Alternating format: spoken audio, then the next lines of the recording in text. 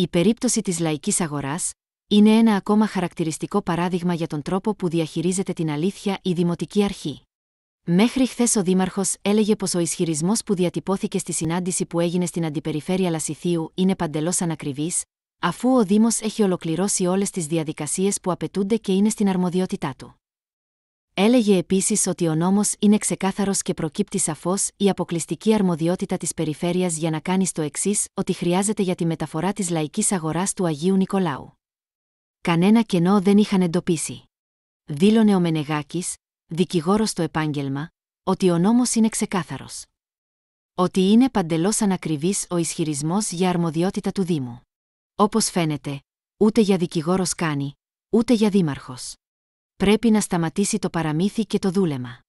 Η διαστρέβλωση της αλήθειας είναι μόνιμη τακτική του Δημάρχου και της παρέας του. Όχι άλλα ψέματα. Διαφάνεια παντού.